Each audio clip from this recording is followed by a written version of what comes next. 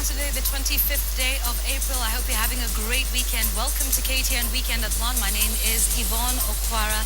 Let's start off our bulletin with some developments that are taking place in Garissa. More than 300 students of the Garissa branch of the Kenya Medical Training College have been sent to various other colleges around the country, and the college has now been closed. The authorities say this is due to insecurity concerns in the area. You will remember 3 weeks ago there was that horrific attack at the Garissa University College.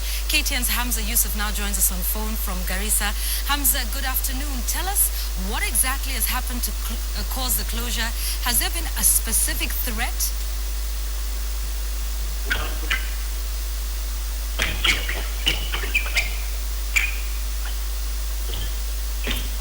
Okay, we seem to be having challenges with that phone call, but we'll go back to Hamza, try and establish a clearer phone line with him. But those are just the events that are coming out of Garissa. KMTC now closed over insecurity in the area. Details coming up. We'll try again with that phone call shortly. Let's move to other news now. A planned demonstration by a section of locals from Cherangani constituency against President Uhuru Kenyatta's advisor, Joshua Kutunyi, was disrupted by those in his support. The demonstration, which was to take place at Mailinane Trading Center, saw supporters of Kutunyi clash with those claiming that he is undermining Deputy President William Ruto. Armed police officers stood between the two groups as they exchanged words, bringing the activities at the trading center to a standstill. Those castigating Kutunyi had to leave the scene and later held another demonstration in Tuigoin area where they called for Kutunyi's sacking for allegedly plotting against the DP. The move came a week after Ruto said in a public function in Uasin Gishu that Kutunyi, Bomet Governor Isaac Ruto, and other Rift Valley politicians were praying for his downfall so that they can succeed him politically. The angry youth in Mailinane earlier claimed that the organizers of the botched demonstration wanted to paint a bad image of Kutunyi.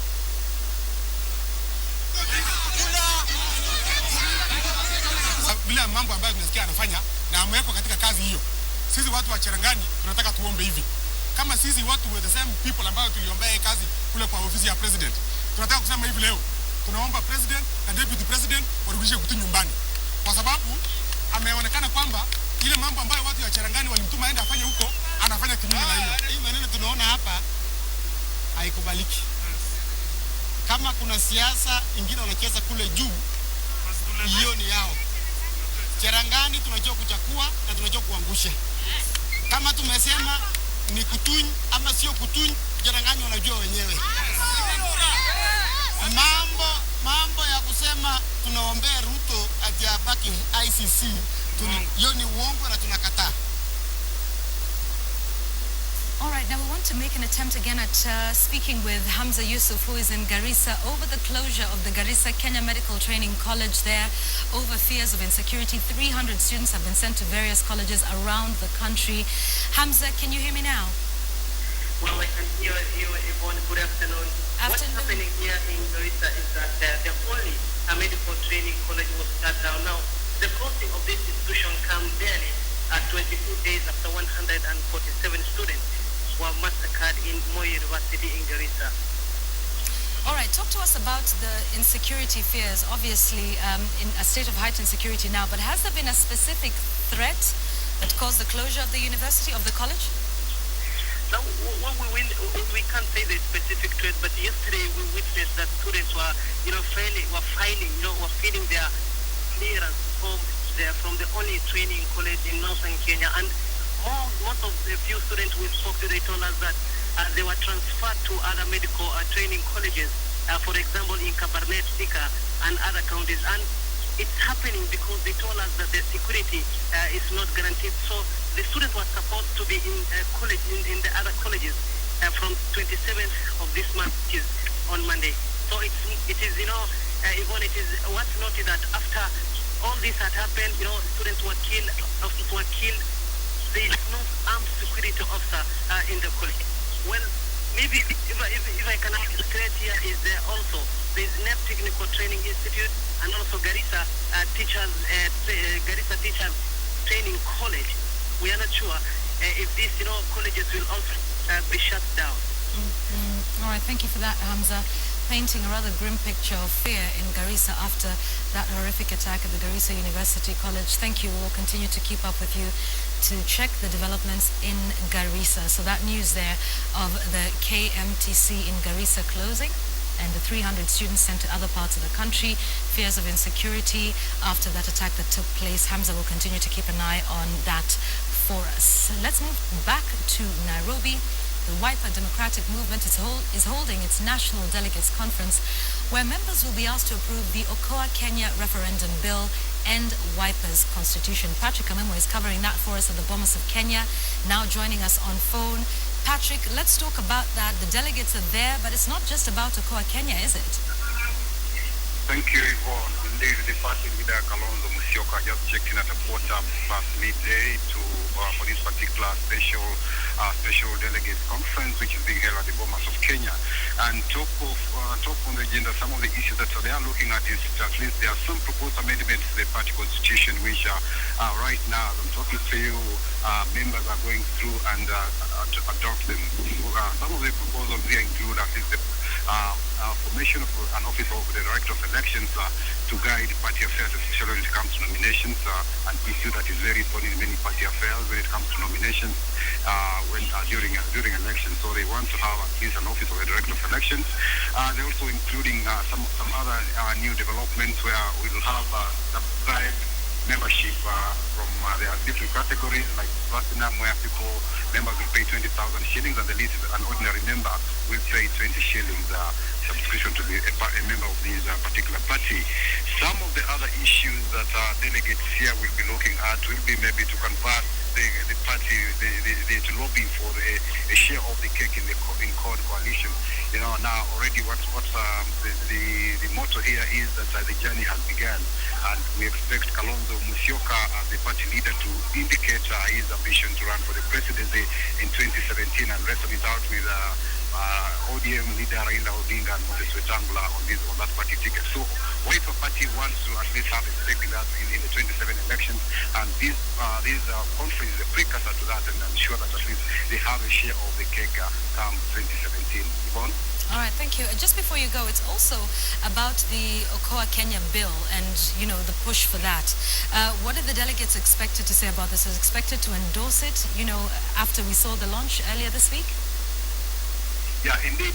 That's one thing. One issue Senator Mutula Jr. has mentioned. You know, Wiper is part of the coalition which is pushing for the Okoa Kenya, and he says that delegates here will also be asked to push that agenda of Okoa Kenya and the referendum. So they are expected after this particular meeting to push to continue campaigning for the Okoa Kenya referendum. And later on, we expect these co-principal Moses Wetangula to attend this particular meeting and maybe give it more impetus. And they're also expecting ODM leader Raila Odinga to attend, but he's out in China on official visit.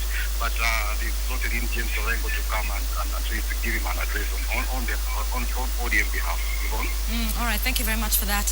And thanks for staying with that story. Of course, we'll get more from you in our subsequent bulletins. That's Patrick Amimo, who's at the National Delegates Conference, or the Special Delegates Conference of the Wiper Democratic Movement Party. They're expected to discuss party issues as well as the Okoa Kenya bill. Standard Digital Entertainment SDE, the Music Copyright Society of Kenya, Kenya Association of Music Producers, and the Performers' Rights Society of Kenya all together today launched Patabeat. This is Kenya's first transparent music download platform. Patabeat will ensure that royalties reach each and every artist registered in the organizations. Now, all the artists involved in the making of a song will be able to receive their share of music sales. SDE, which is the leading entertainment website in Kenya, will provide media through its various sister platforms like KTN, Standard Newspapers, and Radio Maisha to give the right exposure to music. Platform that is offering a larger share to the artists in comparison to any other platforms that are selling music. I want to see the records. I want to see if that's true. I just really want to see the transparency. Then after that, I'm sure with transparency, chums will come. As the Standard Group and all stakeholders, that we need to take this to a different platform We all have benefited in one way or the other from entertainment, be it listening to music, dancing to it, or even biting lyrics to use as, to get your other significant other. Many have borrowed from, the lyrics that you guys put together.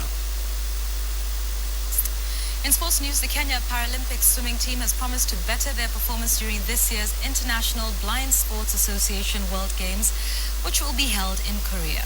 The team, which is camping at the Kasarani Aquatic Center, is looking forward to placing Kenya on the Paralympic swimming map.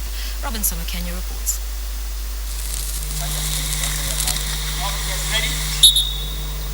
Kenya was represented for the first time by Paralympic swimming team at the 2010 Commonwealth Games in Delhi, India, where 3 swimmers took part.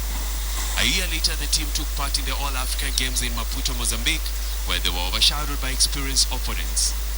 In 2014, due to classification issues, 1 Paralympic swimmer represented the country in the Commonwealth Games. Despite the Herculean challenges the Paralympian swimmers have faced since the inception of the team has high hopes of a podium finish in the International Blind Sports Federation World Games next month. We fought for our Kenyan swimmers to be able to reach at the peak, at the top, with other international countries which have been actually performing well in swimming. We have to be positive. Yes, we have what it takes, but we also need to improve ourselves. With the Olympics and All Africa Games fast approaching, the Paralympians have their sights set on putting Kenya on the Paralympic swimming map. We participate in the Rio, Brazil Olympics and to win, and also All African Games, and in the forthcoming competitions like the Commonwealth, etc. Kwangu ni courage tu peke yake na kujiamini tutaweza kushinda. The International Blind Sports Federation World Games begin on May 10th in Seoul, Korea. With Kenya having failed to sparkle in Paralympic swimming in recent years, this year the swimmers are optimistic of bringing home glory. Robinson Okenya, KTN Sports. All right, so that's all the news we have for you now. However, the conversation continues. 2 of the biggest issues on the African continent right now, the debate on the closure of the Dadaab refugee camp here in Kenya, as well as the attacks on immigrants in South Africa. Those are some of the 2 biggest topics in Africa right now. Joy Dorinbira will be tackling those on Africa Speaks right after this. Do stay with us. Have a good afternoon. We'll see you again later.